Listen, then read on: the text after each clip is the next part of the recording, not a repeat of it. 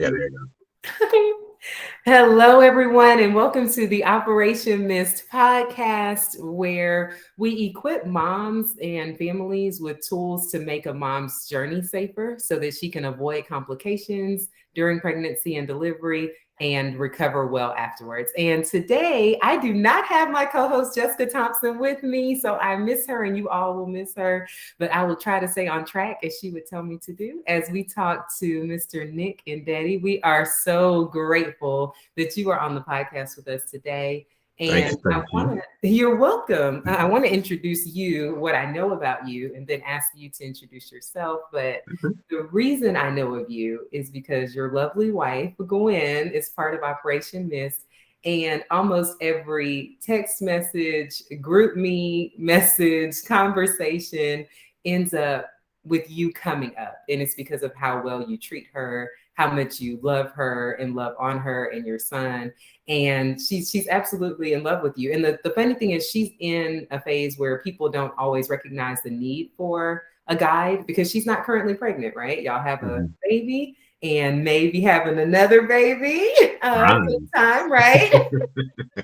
And sometimes people don't really know how can Operation Miss help in that during that time frame, but she has really harnessed this program and showed us how effective it could be between children. So she attributes a lot of her success though with the program to you, a lot of the improvements she's made to you and how you support her. So I just want to start out by saying thank you for being such an amazing husband to her and also for coming on during this segment of our conversations because we really have been focusing on the moms and the healthcare providers who help along the journey.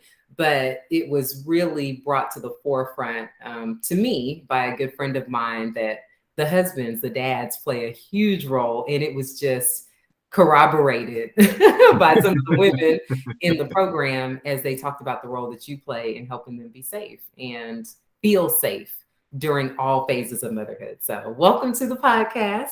Thank you again. Thank you for asking me to join. You are so welcome. So tell us a little bit about yourself. What do you do? And how do you love being a dad? Me? Oh, I'm just a regular old guy, which I'm pretty sure Gwen has told you many a time. She paints this beautiful picture of me, which I'm so thankful for. But I feel like I'm just your average dude. I mean, I'm a pharmacist, full time husband, full time dad, love it all. I'm pretty sure she tells you stories about. I mean, when I don't even talk about my son, I don't say my son. I say that's my man. Like Wow. that's my buddy. Like, anytime I introduce him, that's my man right there. You Yeah. know, Gwen's my old lady, and that's my man. Uh-oh. She doesn't mind being that either. Oh no. Even if you look at my phone, every time people see me calling her, like, who's that? I'm like, that's my old lady. That's so sweet. So how did you and your old lady meet? Mercer, we met in college. I was friends with her cousin at the time. And I remember her saying, like, years later after we talked about it, she didn't like me because I was stealing her away from her favorite cousin. Like, her and her cousin Mark are like best. I mean, not were, they are besties. Like, Wow. sometimes if she has a problem, like, she'll call him to kind of discuss things. I mean, that's their relationship. They are, you know, you can drop cousin and just say brother and sister. I mean, they are the highest level of family. So I Wow. was roommates. I eventually ended up becoming roommates with him, which got our relationship closer.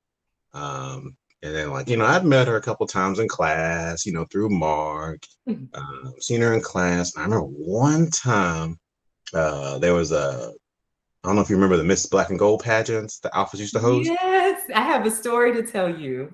I was in a black and gold pageant, and that is how I ended up meeting my husband. So Here we I know. go again, part two. So Gwen was in the Miss Black and Gold pageant. Wow. So she before this, I mean, Gwen was like retainers, you know, highest prescription glasses, hoodies, like you know, you just unassuming wouldn't see her. Yeah. She just kind of hid herself in the background, didn't really want to be bothered. Well, this day for Miss Black and Gold pageant, she showed out. She got her hair laid. She put in her brownest, you know, pecan brown contacts. I mean, she was just looking right. And so she Wow. came into the chemistry class. You know, the chemistry has that stadium seating. Mm-hmm. But she came in, I mean, the whole class, you could just see everybody's head just kind of follow her, like as she walked in the class. And she came and said, "Damn." And I was like looking at her. And I felt like Mark kind of nudged me, like, "Hey man, you looking a little too hard." And I bring it up all the time that was like that was the day I was just like, dang, that Wow. girl got it done. She got Yes. she got a little something extra. And I remember her about her routine at the Black and Gold Patch all the time. Because she did That's funny. Ray J's No Panties, No Shirt song. Oh no, she didn't. He did a flag twirling routine to that song. And it was just, oh, it was at the time, it was now looking back, because her parents were there too. It was hilarious. Like for that song choice that her parents but Wow. You but know what's so eventually, cool though? Because I'll tell you what I see in Gwen is that if she needs something or needs something to be done, that she's going to speak up about it and make sure mm-hmm, that her voice is heard. And that does not come by changing who you are because your parents are present, right? Or changing what you want to do because of who's around. So I mm-hmm. think it's pretty neat that even back then, the same personality traits that I admire in her were present. Oh yeah, yeah, yeah. And I feel like they definitely more come to the surface because she was like APO president. I mean, she had her hands here and there. Like I feel like it's just kind of just watching her level up as the years have gone on to just blossom into the woman she is today. Full time mother. She's still doing this and that. Guy, she got her hands in everything. Yeah. To say like stay at home mom is like an understatement. I'd say Wow. like she does so much more than just stay at home. She's physically here, but she's got her hands in everything. Wow. That's so sweet to hear. Okay, so let's fast forward a little bit. How long have you been married? We are, oh man, you're gonna put me on numbers. 2015 to 22, so 7 years coming up this September. Okay, okay. And so you had baby Nick how long ago? 2 years this May. Okay. So tell me a little bit about, I guess let's start with your experience getting pregnant. So how was it? Was it Um, easy? so we lived in Alaska from 2015 to 2018, and we knew we wanted a child, so we started the process. And along the process, I'm pretty sure Gwen's told you all the bumps in the road that we've hit with her, well, what they deemed as conceiving issues. So, they put her on progesterone. They had told her this, that, and the other. I think one doctor told her she had PCOS, which her sisters had a history of PCOS, so it wasn't too unbelievable. Mm-hmm. I remember, I think she had we had to do like a DNC at one point, which she didn't want to do, but they just Yeah. had to like kind of start from scratch. I mean, there was a lot going on. There was a lot of stress. Um, but I just always kind of reminded her, like, hey, we're not in a race. We're just here. We're just here enjoying each other. Like, let's just enjoy the process. Yeah. So when we came back to Georgia, I think we just kind of just forgot about it. We were just living life, doing about our daily process. I was still trying to find a job. We were just living, just enjoying. We were traveling, doing all this and the other. And then I remember, I think it was Thanksgiving. Yeah, well, yeah, I guess conceiving wise, it had to be around Thanksgiving. She loves seafood. She loves, loves, loves seafood. And Mm-hmm. she had ate some shrimp and then she threw up. And I was just like, that's weird. Like, I ain't never seen you throw up. Like, not really. So she was trying to run away. She didn't want to like throw because my mom was here too. Like she didn't want to throw up like in front of my mom. So she was trying to run away but didn't make it. So she ended up throwing up in front of me and my mom. My mom was just like, that's strange. And when I was kind of looking, I was like, that's strange.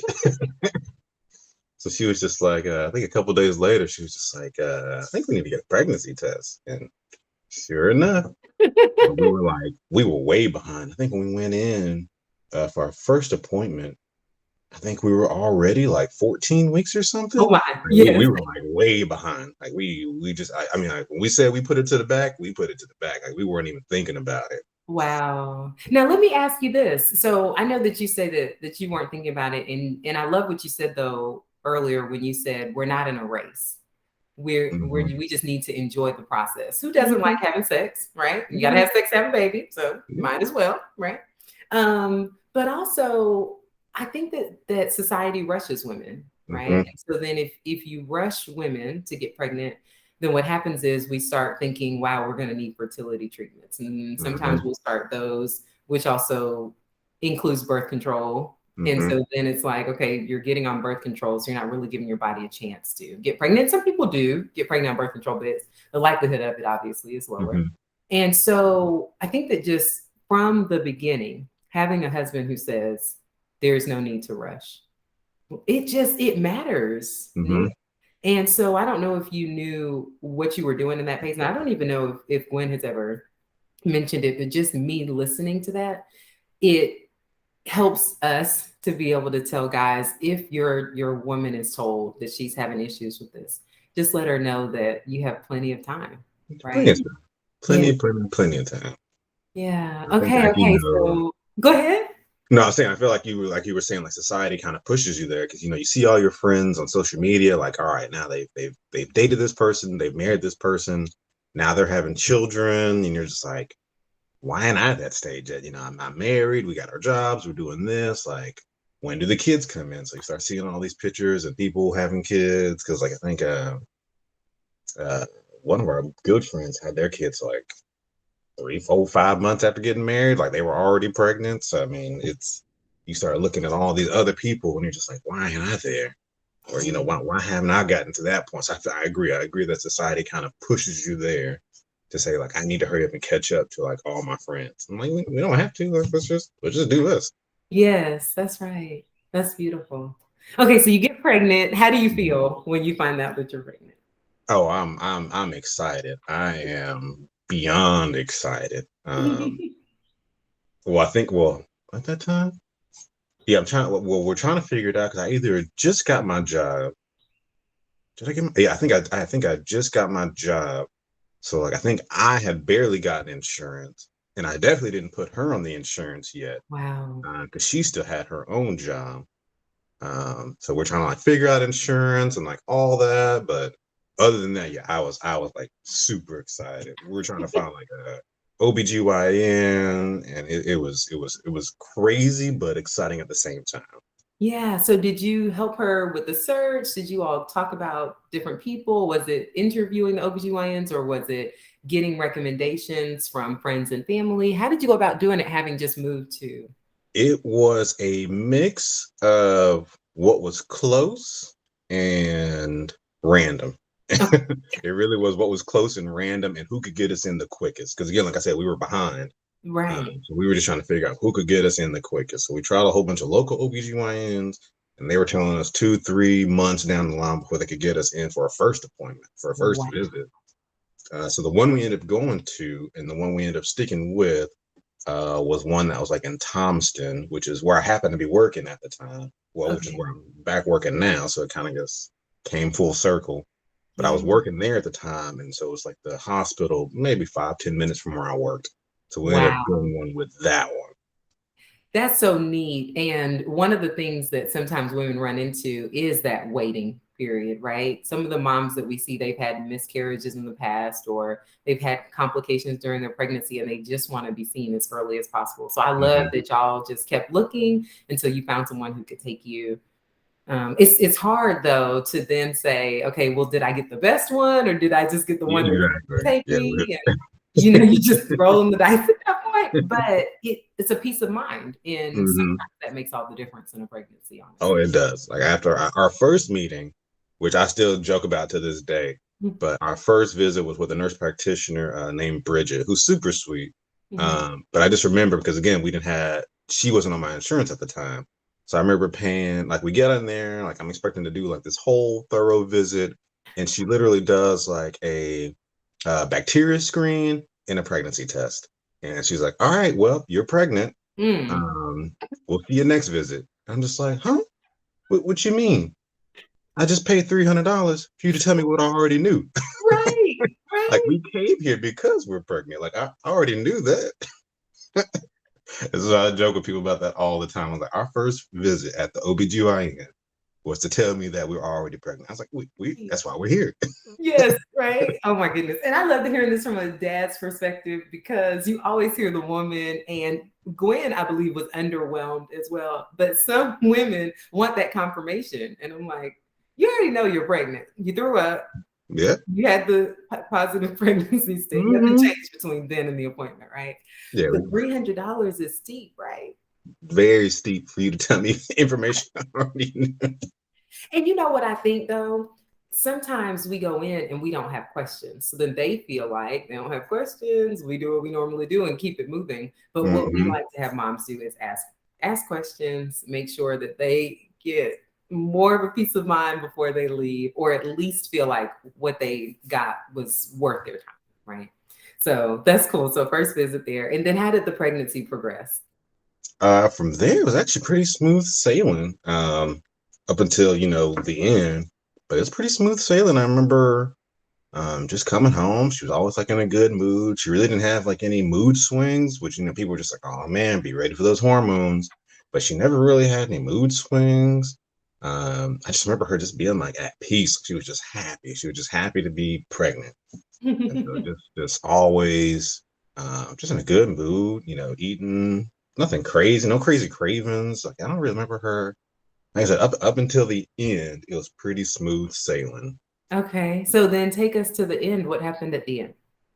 It was around 30 weeks, 29 or 30 weeks. I think is when they first kind of hinted at there might be some issues. I think we did a screening, the ultrasound, and they told us that he didn't meet, I guess, whatever the scores that they do, he didn't meet one of the scores. And so we're just like, oh, okay, that's don't get worried, don't get worried. Like it's just something we do. Like he's fine. Heartbeat's there, everything's good. He's developing. He's got all 10 fingers and toes. Like things are looking good. It's just he just didn't quite meet this one score we were looking at. And I want to say it was either like his lung development or something. Something was a little off. Mhm. And then they sent us over to the hospital next door because the OBGYN is right next door. So they sent us to the hospital for a urine test. Um, and I think it came back with a small amount of proteins, but nothing, again, nothing crazy. So then I think week 30 we went because now they're just like, all right, we'll come back weekly. We just want to keep an eye on these proteins. Mhm. Um, but at this point, and looking back on it, we didn't know about the blood pressure. We weren't really keeping an eye on like the blood pressure.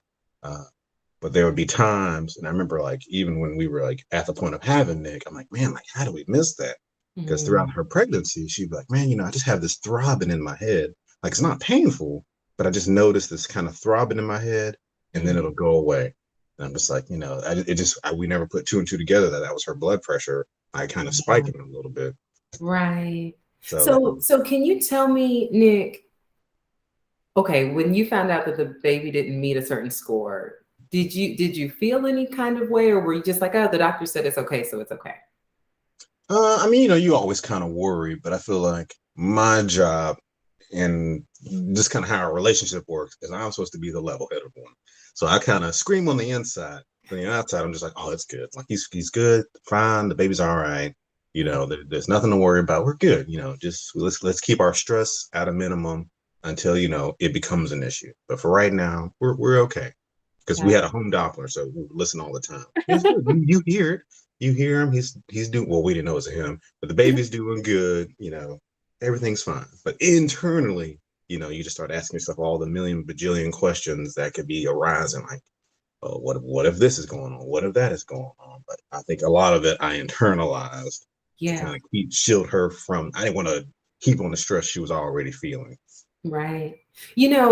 I really want to pause here. There are guys now that we communicate with so that the woman does not have to feel the stress. So I love Mhm. what you said. So then if he has a question, he can just text us and say, hey, this is what's going on with my wife, or this is what's going on with my baby's mom. Is this normal? Is this abnormal? What questions should we be asking? And it's so good because it does. A woman, when she's pregnant, just wants to worry about the baby Mhm. and is expecting that her husband will do exactly what you did, which is protect her and reassure her.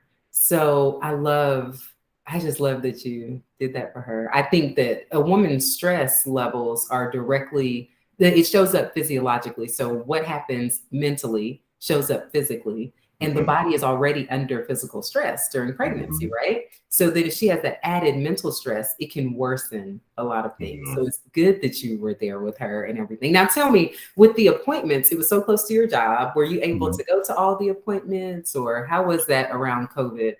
Yeah. So as we got closer, well, at that point, I think the pandemic, yeah, because this was 2020. So the pandemic was still pretty fresh. You know, they were requiring masks, but they still let me into actually all the appointments. Yeah, they let me in all the appointments. And she would only schedule them because if you know Gwen, she hates driving. And this office was like 45 minutes away. So she's like, I'm pregnant and I ain't driving 45 minutes. So she would schedule them around my off days. So, Gotcha. and it just always lined up that we would get them. And we wanted a specific doctor every time too, our OBGYN. So we would schedule around his schedule and my off days so that we Wow. could get consistency. That is so neat. A lot of people get a lot of different doctors along their Mhm. journey. So it's really neat that you were able to do that. Mhm. And I think, it being a small little town, well, even now I have a coworker who I sent to the same OBGYN, but she's getting a different provider every time. I think she's okay with that. She's not really concerned about seeing a different provider all the time.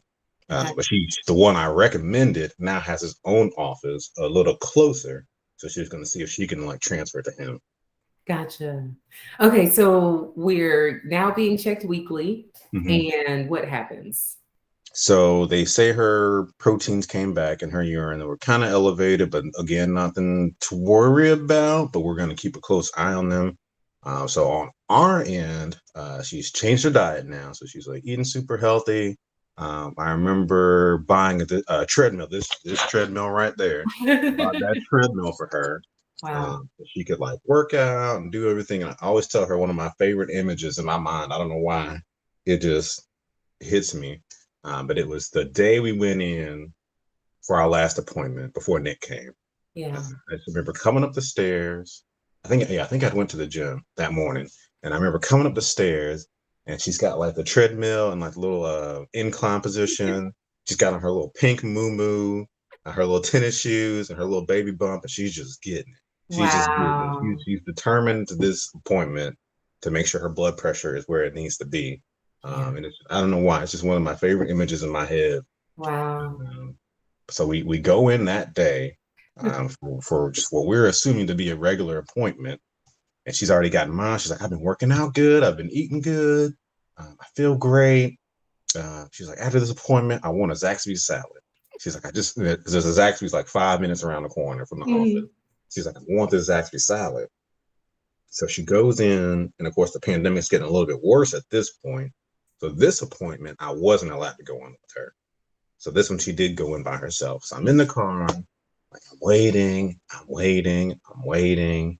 I remember, I think I texted her and was like, "Hey, I'm gonna go to Walmart and grab some things because this is taking a while. We were gonna shop after anyways." So I was like, "I'll just go ahead and grab those things now, so that when you get out, we can just go."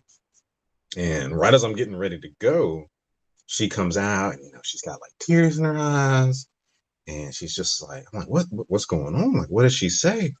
And she's just like, my blood pressure's not coming down. They're worried about the baby.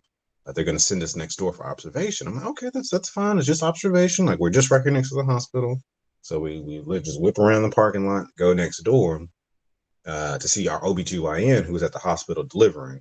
So we go there. We're like in there for observation, or that's what they tell us. It's just observation, but they already had plans in mind. Um, Mm. so we're in there, they're looking at the blood pressure. And our OBGYN is just like, I don't like it. I don't like this blood pressure. And he's just like, how long has it been running like this? And we're like, oh, maybe like a week or two, maybe 3 weeks. Since maybe like week 29, week 30. And at this point, we're week 32 and some change. Okay. Yeah, I think we're like week 32 and some change. And he's just like, well, if I had all my tools at this hospital, because he had come from a bigger hospital, he's like, if I had all my tools at this hospital, I'd take that baby today. But he's just like, I don't. Wow. Um, so then at that point, like the nurse comes in, she's like hooking Gwen up to IV, all this other stuff. And our minds are just reeling, like, what is going on? Like, what is Yeah. happening? And he's just like, you got pretty bad preeclampsia. He's like, I'm worried about the baby. Like, the longer the baby stays in there, the worse it can be. Your blood pressure's going up and up and up and up and up. I'm worried about you. At this point, one of you could be lost. One or both of you could be lost. Wow. So, we're trying to take in that information while the nurse is like in the background doing what she's trying to do. Uh, and we're just like, hold up. Like Right. we just need a minute. Yeah. The thing, because after that she came in, she's like, I'm gonna give you a minute to like discuss this, but she's like, I need to hit you with these steroids for his lung development, since he's gonna come out early. And we're just like, well, we just need to talk. We need to pray on this. We just need a minute to process what is going on. Yeah. Yeah. Um, Wait. So because I want to get back to where you are right now, but there are a couple of things because Gwen, when you mentioned the treadmill and the diet changes and things like that, and Gwen is very much aware, even now, of what's going on with her body and everything. mhm, During pregnancy is that even though you would think getting my blood pressure down means this, it means this change in mhm, my diet, and it means this type of exercise. mhm. It's like the medical industry does not do a good job of telling women what that looks like. So, how do I increase my activity without Mhm, increasing my blood pressure? Because the reality is, when you work out, your blood pressure has to increase. So, if mhm, there's already a kidney injury, then that blood pressure increase can actually worsen the kidneys, and the kidneys regulate the blood pressure. So, then it's in mhm. this horrible loop, right? But women don't know that. And then eating a healthy diet to America, I guess, is like increasing fruits and vegetables, Mhm. that you're eating out. So it's just the blanket things that are given, but we now know that with what's going on with Gwen, it's more impacted by meat, the meat that she's Mhm. eating. And so I just think that with more guidance, women can avoid that progression into preeclampsia, Mhm. or the progression of preeclampsia. And they just need to know, though, that reaching out to someone to help them have more specific guidelines would be the best thing to do, because you all did the best that you knew to do to help her with her Yeah. blood pressure. And Mhm. then it still ended up progressing. And so that's the shocking part. That's the part that me as a woman, if I were Gwen, I would be in tears. Like, I thought this was going to go better, you know? Yeah. Just end up with it snowballing in opposite direction. I have another question for you though. Were you all ever offered blood pressure medication? Because it seemed like the doctor was a little surprised at how long her blood pressure had been that high. So So, I think the time before we saw, because there was a time we saw a different provider, and I think that provider, because we were so diligent in keeping an eye on the blood pressure, they were kind of hands off on the blood pressure medication. They were just like, well, you're pretty diligent about keeping an eye on it, for our demographics out this way, they don't do that. So mm, you guys are watching it, you're doing it morning, noon, and night. You come in with, a notebook full of blood pressures. So it looks like you're pretty good and you understand what you're looking at.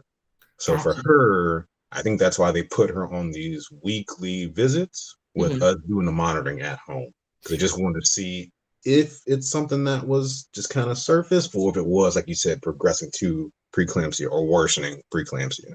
I gotcha. Okay, so for the listeners, blood pressure medicine is always an option. You just have to talk with the doctor and see what works for your body. But also, preeclampsia progresses pretty quickly. So when I felt the first symptoms of it, it was a Saturday, and by Monday it was already out of whack. So even though the visits are weekly, sometimes they're not often enough. Which is why, obviously, after I dealt with preeclampsia, I was like, oh, moms need to be monitored daily. They need to be monitored 24/7. That way, Mhm. if there's a creep, because the metrics that we look at change minute by minute, not day to day. And so that way they're not in that situation where they're home and can't reach out and say, hey, something's actually shifted with my body. Can I get this checked out? And so Mhm. most recently we had a woman, and it was a Wednesday. Her office visit was on Friday. And her practitioner kept saying, just stay at home till Friday. You only have 2 days. We were like, no, just go to the hospital, Yeah, just we because don't your have body few is telling days. you, right? that you need to go. So I think that frequency of visitation or visiting is so important. But your diligence with keeping track of it was super important, right? We need to be Mhm. able to show our providers what's happening at home, because sometimes Mhm. they do make the assumption that no, we've seen this type of person before. They're not going to monitor. They're not. So then we're just going to go ahead and either one, take the baby, or two, put them on medication Mhm. prematurely. So just making that decision, having it be a shared decision, I think is so important for our listeners to hear. But okay, so you get here, they're hooking her Mhm. up. Everything is out of whack. You ask for a moment to be with her, and Yeah. again, y'all decided we need this moment to do this. Mhm. I don't care about y'all's time schedule. Yeah. We're We don't care about that. We need a moment to process what is happening. yeah. Um, and I guess leading up to this, I guess backtracking, our first visit with our OBGYN, we just got a very good vibe from him. He was an awesome guy. He's like, I got 8 kids. I've been doing this 30 something years. He's just like, I'm on team Nick and Gwen. Whatever you want to do, I'm on board. Whatever makes you guys happy, I'm on board. This ain't my rodeo. I'm Yeah. not the one who's pregnant. This is your body, your experience. So I think that just made us more comfortable with the decision we had to make that day. But Yes. coming back to that day, after they gave us the moment, we talked, we prayed, we kind of tried to digest as best we could what was happening. I think we reached out to my uncle, because my mom was in California. So we reached out to my mom. We told her what was happening. We reached out to my uncle because he was close. We reached out to her mom because she was close, and we reached out to another friend who was also nearby, who could because we hadn't done anything. We didn't have an overnight bag. We didn't have anything planned because we thought this was Right. a regular visit. Yes. So we just after that, I think what happened next? Yeah. So they came back in. They pushed the steroids for Nick's lung development since he was going to be coming out early. After we had a little bit of a cry and everything, I had to come back and be her rock.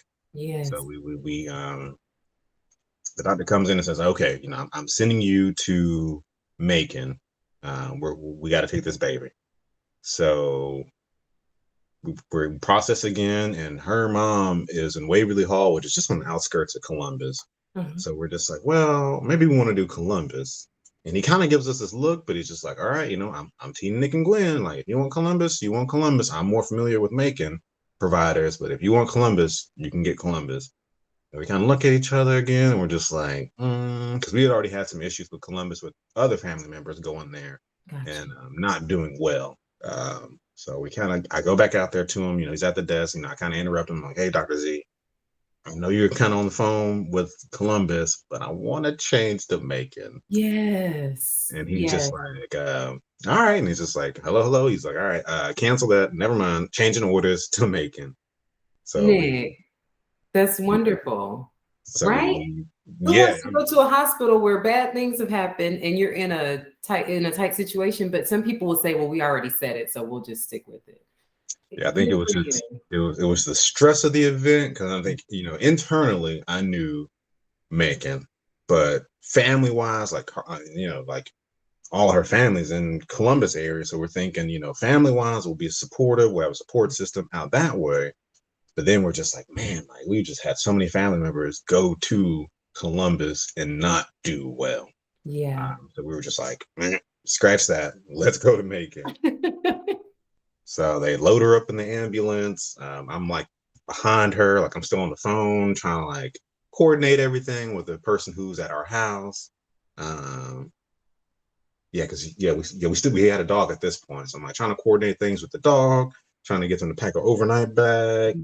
Yeah. Communicating with my mom. She's like, all right, I'm on the next flight out of here. She's like, I'll just tell my job, it's whatever. She's a traveling nurse practitioner, so she just kind of like cut her contract. She's like, I got to go. My baby needs me. Yes. She hops on the next flight. We go to Macon, and from there, I don't know if you've ever heard like the military term "hurry up and wait," but from there it becomes "hurry up and wait." Like we're boom, boom, boom, boom, boom, boom, boom, and we get to Macon, and it's just like, all right, we're just gonna kind of observe you and see what happens with this blood pressure. So they Wow. start pushing. So they do NPO. She can't eat. She's starving because we never got that Zaxby she wanted. But she's starving. She hasn't eaten anything all day because she wanted Mhm. her blood pressure to be perfect. So Yeah. she's like starving. She hasn't eaten anything. And they got us in this little cramped like closet almost room, in the interim between us and the baby. So she's just, we're still trying to de-stress. I think like once we got everybody situated, we decided to just turn off our phones because Yeah. everyone's like contacting us. They're trying to get to us. We say, hey, look, let's just me and you, let's just turn off our phones. So we just turn Yeah. them off, and we're just there together. Wow. I think Well, two things, Nick, because when you said that, you were calling mom, your other mom, your uncle, your friend, you were coordinating all of those things and handling those things. And that's important it's important. And I don't know that you know how important it is. So I just want to say it, that is a load off that she didn't have to worry about or that y'all did together. And then also turning the phones off and not caring what anybody thought who was offended. It was just the two people who made the baby making the decision to just continue walking hand in hand together. And it is just very, very sweet. So keep going. Yeah. Yeah, because I think I've been trying to reach my boss all day, and she just kind of ghosted me. So I'm just like, whatever, like they'll figure it out. Like, because I was supposed to be working, and it's funny we chose Macon because the pharmacy I was supposed to be working at was in Gray, which is like 15 minutes away. So I was just like, oh, they'll just have to figure it out. Like, I ain't showing up. I'm here for my woman. I'm here for my baby. Like, they just gonna figure it out. Pharmacy ain't opening that day. That's right. So we shut off our phones, just the two of us, and then. They come in, they're hooking her up, they're doing everything, and I think she was just so thirsty, so hungry, and they told her she couldn't have anything, but I snuck her some ice chips, and they came in to like monitor her, and she ended up throwing up because she ain't had nothing on her stomach, so she ended up throwing up, and they're just like, why did she throw up? And I'm like, I don't know why she threw up. I don't know why she threw up, and so. I think at this point it was like day 2 because we got there like on a Wednesday. I think it was like a Wednesday night.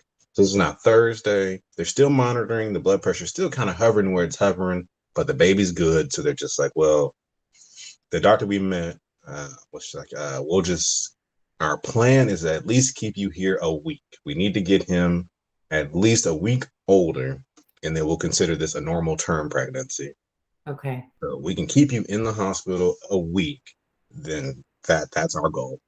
But as the days kept going, day 2, day 3, there's like, all right, this blood pressure is not under control. We're giving you X, Y, and Z blood pressure medication, and it's still just not budging. It's not budging. The baby's still good, but it's not budging. And so they come in, and the doctor's just like, well, I want to do a C-section tomorrow morning. You guys talk about it, discuss about it. But if I was you, I want to take this baby out tomorrow. Wow. So we talk about it. And again, God is so awesome. The way it worked out was I only had to work that Friday, and then I was off like 3 days. I was going to have like a 3-day weekend. So I was off anyways. I didn't have to worry about leaving her or trying to figure out how to coordinate with my job, which I wasn't going to go anyways. But, at least I didn't have to worry about that. So I remember she said that. And the next morning, it's still like our minds are still reeling. This whole process has been so crazy because it's only been like 2.5 days. Like, we didn't get anywhere near that week that she wanted to do. Right. So the next morning, we meet our team, we meet the doctor, with the high risk OBGYN that was there, the ones who were going to be doing the C-section. And then we meet the nurse who was over us and our anesthesiologist. Wow. And I don't want to say it was just comforting to see people that made us feel better about the situation in there. Yeah. So our anesthesiologist is so cool, like from the islands, just a laid back guy. And you could just tell like he ran this hospital. He just knew what he knew. And he came in, like looked at her charts and was just like, why isn't she on blood pressure medicine? And like we gave her some, but it's not coming down. He's like, no, like I want her on this one. Like I want her on hydralazine. Like I need that blood pressure down now before I take her in there.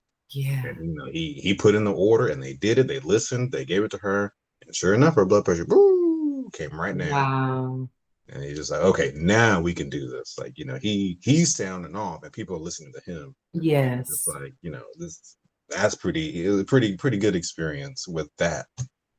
So we get in there, they scrub up, they get her ready to go. They're like, all right, Dad, you can come in. She's in there. And then just again, the mood was just so we prayed before that. I'm in, so now I'm by myself in like kind of the in between holding room Yeah. because they took her back.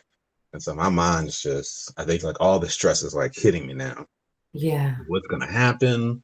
We're only 33 weeks. Is that enough time? What are we gonna do? We don't have a crib. We don't have anything. So I remember like FaceTiming my mom. She's at Walmart trying to get a crib. I Wow. mean, we don't have anything. We don't have a bassinet. Uh, we don't have anything. We didn't have Yeah. anything. So we get in there and like music's going. Everyone's just so laid back. He's like chit chatting with Gwen. She's drugged up, like numbed down from the waist down, but we're chit chatting. I just remember this being such a calm Mm. atmosphere. And it just kind of took like some of that load off of me. Like, okay, this isn't like what you see on TV, these TV Yes. dramas, like these crazy, and I know there are like emergency C-sections, but Mhm. since this is more of a scheduled emergency C-section, it wasn't as bad. Absolutely. Um, and so we're chit chatting, and like the anesthesiologist kind of like bumps me, and she's like, "Hey man, like look up," and there they are. They're holding Nikki J right there, and I'm just like, they're like, "You're a dad. Like here's your son." I'm like, "My son," because of course we didn't want to know the gender, so I had Yeah. no idea. Like, so they hold him up, I see his little penis, and I'm just like, "I got a boy," and we're celebrating, and then like that hurry up and wait. Now we're just like zooming. So now we're Wow. just blind. They like show the baby, they show Gwen the baby, and then they take me and they're like, all right, we gotta go. So they wrap him up, weigh him, get all his stats, and he was 3 pounds 8 ounces. I mean, tiny, Wow. tiny, tiny, tiny, tiny, tiny. Wow. Um, but I mean, he's screaming, he's good, his lungs are open, like everything's good. Yes, it sounds like it. I mean, if you have to have that happen, that's Mhm. the type of experience you want to have. Yeah, it went. I mean, I can't recommend Navicent in making any more than how everything went down. I mean, everything was like to the T. Like it was awesome. Like for it to be a Wow. high risk, it was very very awesome. Yes. So then what happens afterwards? So baby Nick is born, and how long do you spend in the hospital? I guess what do you do while you're there? And then what does So recovery look like for you guys? at this point, we kind of get separated a little bit. So I go. They finish, sewing her up from the C-section and getting her ready. I go with Nick to the NICU, make sure he's okay. Then once he's okay and like in the incubator doing his thing, I come back to her for recovery. So they've got her like in a little side room recovering. She feels awesome. She feels great. Well, at least she looks great. I don't want to say she feels great because it's not my body, but she looks great. She says she feels good. She's still on the drugs, so she's funny. She's loopy. Uh, but I remember, I think like once the anesthesia wore off and that she could swallow something, I remember like they gave her some juice or something, and you could just tell like that was just like a serotonin boost. Like just having a Wow. little bit of something after like three Yes. days of like no food, no Can nothing, you imagine that? was just like a little bit of like, oh, just this Yeah. apple juice is the best apple juice in the world. And she's like, "How's Nick? How's he doing? Is everything okay?" I'm like, "He's good. He's good." I looked at him. He's got all his toes. He's great. Everything's perfect. And I think I had my phone with me, so I took a couple pictures and I was Yeah. showing her the pictures. So now they move her to recovery. So now I'm bouncing back and forth between the NICU and her. We're out of that broom closet. So now we got a real room. Um, so she's recovering. I'm bouncing back and forth between the NICU. But now I'm like, gotta go back to work. So Mm. now that's where it gets interesting. Yeah. So I think one day I had to switch out, and it's a pandemic, so we could only be one visitor at a time. So I think on the day I had to go back to work, I swapped in with her sister, and her sister is just a fireball. She is a whirlwind. She's like, "Girl, if you don't get your butt up out of that bed, you need to go see your baby." And so she's like, no, you don't need no wheelchair. You're going to get to walking. We're going to get you to walking and we're going to get you to see your baby. So, because I wheeled her over there. Mhm. And, I had to like wheel her over there, leave her over there and go back and then come back when she was ready. But she was just like, nah, we ain't going to be doing all this. I ain't going to be wheeling you across this hospital. You're going to go walk and see your baby. Mm. So she instilled in her what it took to recover. Wow. And in that recovery, her blood pressure just kept coming on down, coming on down. They did put her on blood pressure medicines to kind of keep it down. Mhm. Uh, but now, I think once she got to walking, is when now we're just like, okay, because now the hospital's kicking us out. It's Right. just like, all right, you got to go. You're okay. The baby's in the NICU. We've gotten your blood pressure down Oh, to a healthy level. You got to get out of the hospital. wow. So I remember the first day, uh, there's a Marriott like right behind the hospital, and I was just in the back of my mind, I'm just like, what would I want? I was just like, Yeah. I would just want like a nice hot shower, some food, a nice bed. The hospital bed thing. My back been hurting sleeping in these little chairs. I know her back hurt. I Right. booked, I got the hotel around the corner until we could figure out like a more long term solution since we knew Nick was going to be in the NICU for a while. Yeah. Um, I just remember her being like, "Thank you so much." She's like, I just needed this. Yes. I needed like a good shower. I needed a good night's sleep. Yes. I think I got some, probably not the best, but I got like some sushi, things that we liked, from Yes. like a restaurant down the corner, just for her to just get back to, zero, like get back to a neutral state. Let me Yes. just get some food in you, Yes. get you some sleep, get you to just let you process this, and just wine and dine you, like make you feel special, loved, and just kind of Yes. take your mind off of what we're about to get into. Yes. Yes. And what you just came out of. This Yeah, is a what yeah, lot yeah, mentally. yeah. What we What just you came out of and what we're about to get into. Yeah. Yeah. Wow. That sounds amazing. So we'll fast forward now. So Gwen came on, or so tell us how you heard about Operation Mist and how you felt about it when Gwen said, "Hey, I want to be a part of this." So at this point, um, after Nick's out of the NICU, he's doing great. No issues in the NICU. We get home, he's gaining weight, everything's going great, but she's still having issues with her blood pressure. Excuse me. She's still having issues with her blood pressure. So she's been put on the blood pressure medicine. Uh, but they gave her like two options. Mhm. And then the Fitipine, when she took it, was just too strong. Like she was like almost like bottoming it out. Like it was way too strong for her. She didn't like it. So Mhm. the metoprolol wasn't as bad, but they wanted her to take like one whole tablet 3 times a day, which was just too much. So she started kind of weaning herself and doing like half a tablet here or there. And like, you really can't do it PRN. Like you can't just do blood pressure medicine as needed. But she, Right. whenever she felt it going up, she would kind of just like break off a tablet and kind of just like take it. I'm just like, it's not really how that works, but if it's working for you, I guess. Um, so I think now Nick's like one and some change, and we end up meeting up with Tiana, and she's one. She's already wearing a watch, and she's telling Gwen about the program, and Gwen's like, "This is awesome! Like, this sounds like a great idea." She's on how to go about the process, blase blase. She gets the watch, it starts monitoring her. I think at this point, how we met? Yeah, we'd already been through her primary provider, and they're just like, "Well, we don't really want you on that blood pressure medication. We'd want to put you on another one. Mhm. But again, you're pretty good about tracking your blood pressure, keeping an eye on it. I think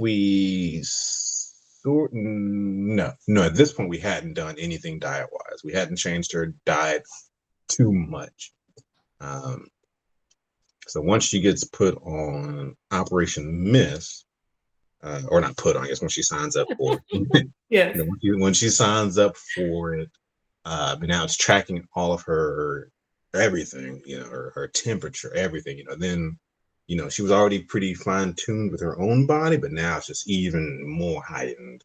Yeah. She can see her stress level. She can see when her battery's recharging, when it's not recharging. She can see when certain things stress her body out. It's good. I even got interested because I think there's another company that does rings. And I Hmm. was like, man, I'm gonna replace my wedding ring with that ring. She's like, no, you not. Like, I gave you that wedding ring. And I was like, well, maybe I can wear it on another finger. But I was like, I kind of want to track my own vitals too. But yeah, It's she was very excited about getting on the program and kind of delving into what it all meant and why things like that weren't explained to us through our process. Because even the coworker I was talking about, who's now the OBGYN office we went to, they put her on the baby aspirin immediately for mm, preeclampsia, just to ward off the chances of her getting preeclampsia. And we're just like, well, why weren't we told about being on baby aspirin daily mm, to combat preeclampsia or even the chances of getting preeclampsia? So things like that, why are some parents told, but not other moms? Why, is your visit this way where you can ask a million questions, but my OBGYN only lets me ask one question. It's just the unequal treatment at each visit. I mean, it could even be within the same practice. right. Each provider does things differently. Yeah, and that's so true, which is why I think it's just good to have someone to help you ask the right questions, right? Mhm. It's funny because with the aspirin, it is a recommendation, but because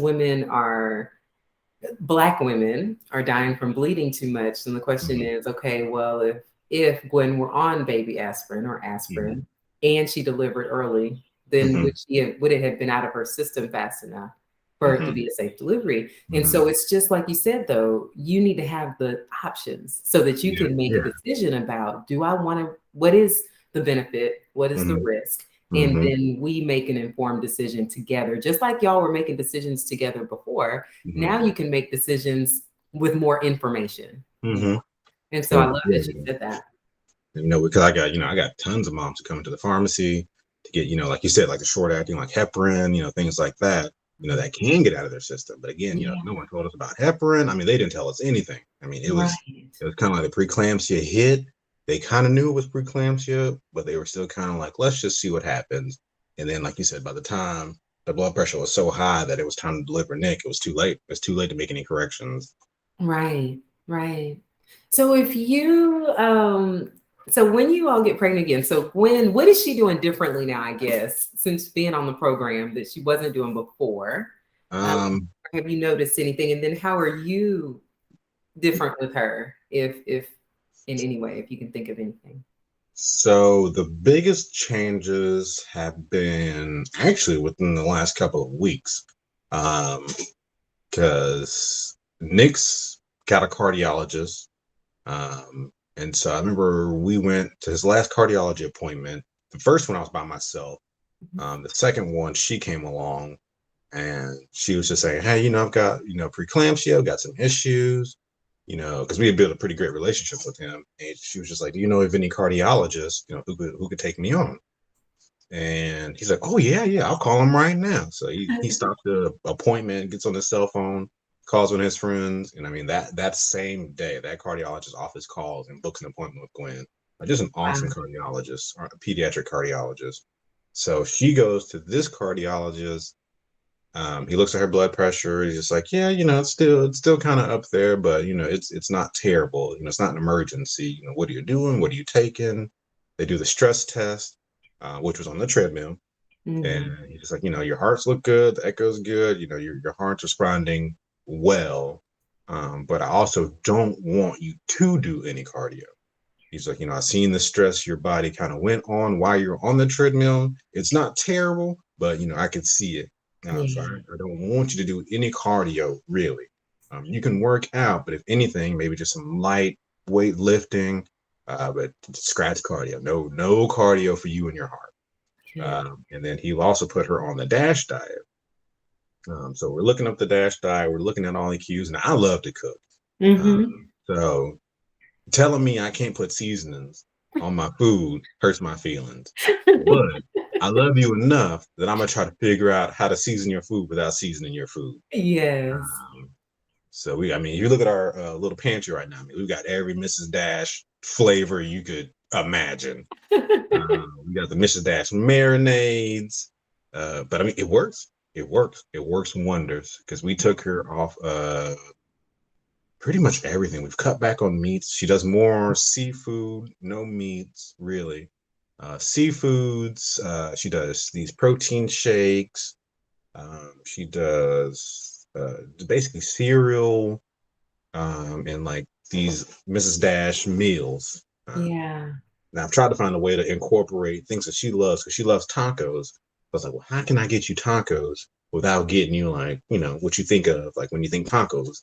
for So we sure. got like these corn tortillas.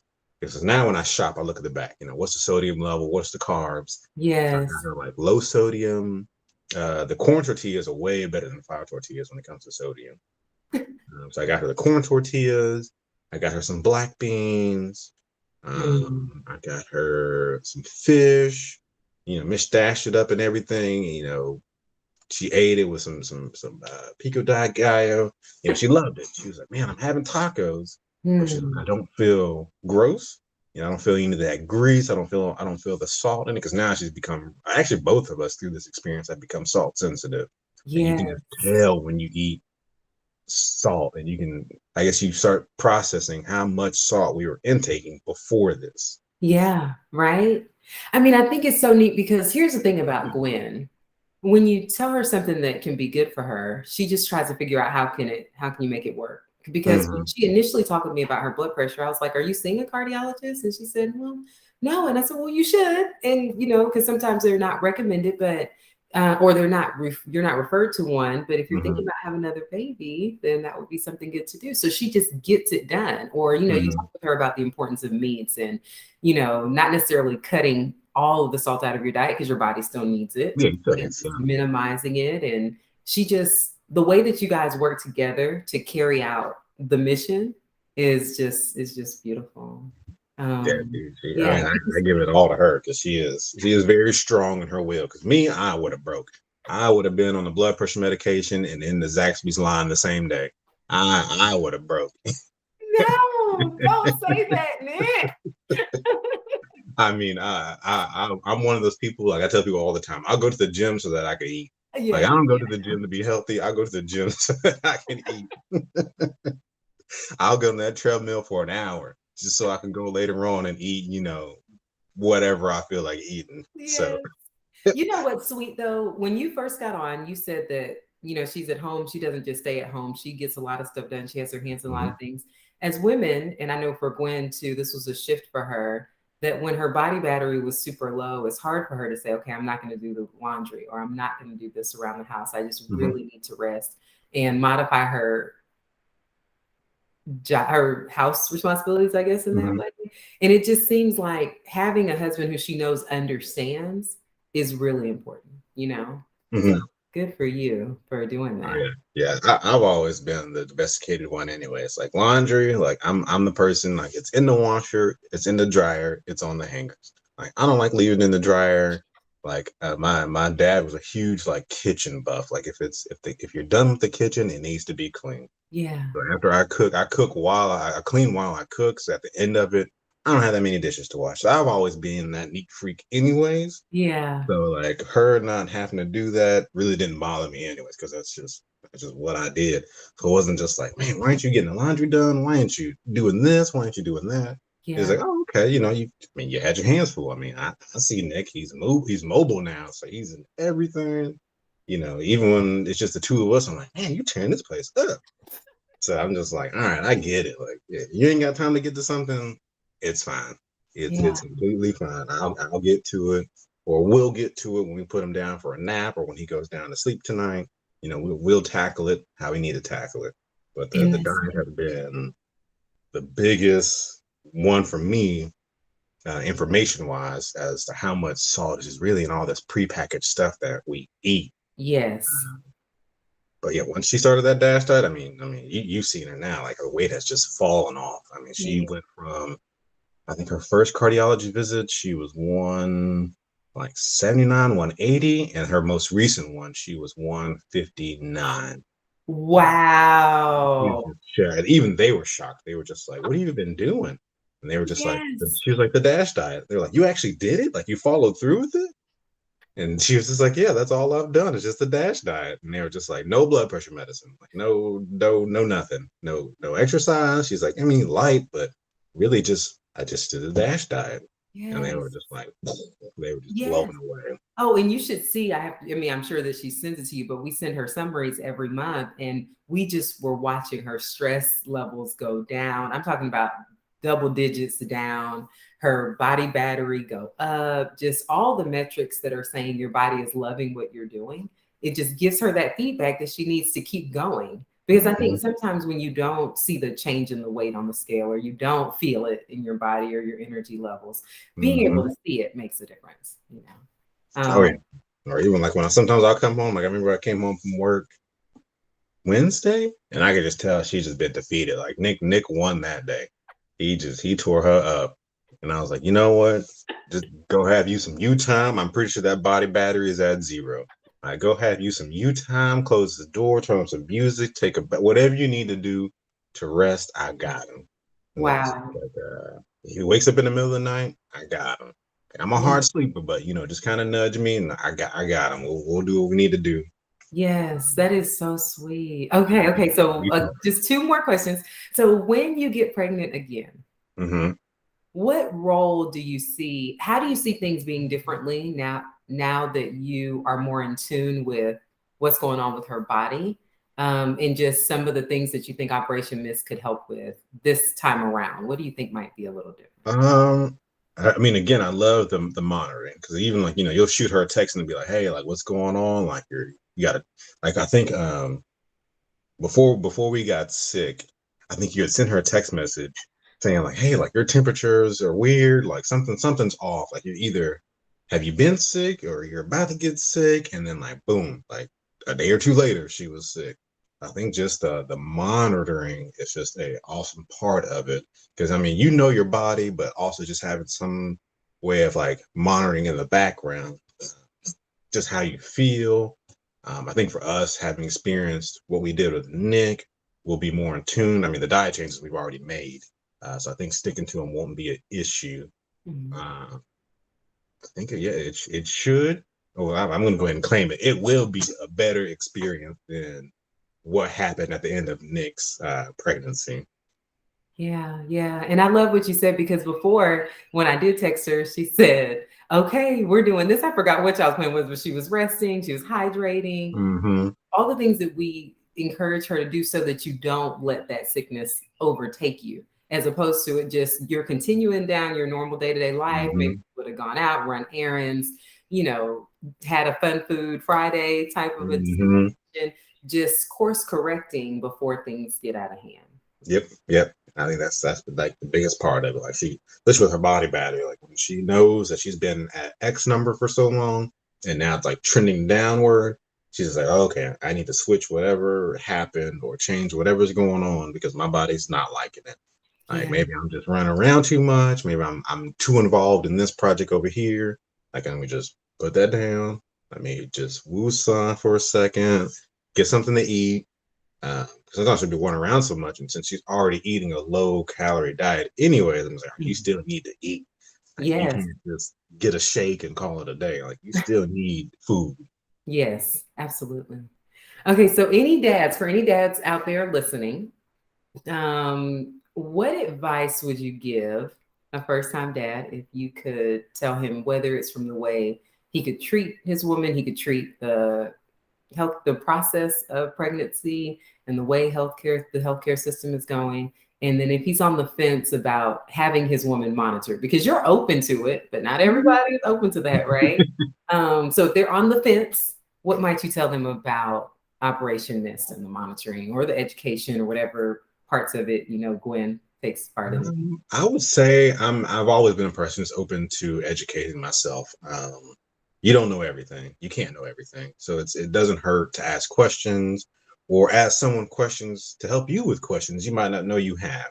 So I think Operation Mist in that respect, in that regard, is very good. Like you said, first time moms, first time dads who just don't have these questions or answers to questions prior to the OBGYN visit. I would say if you haven't already had an OBGYN visit, or if you haven't gone with your wife, go with your wife, like go with your partner to these OBGYN visits. Because I remember her OBGYN had like a parenting class that they wanted both spouses to be there.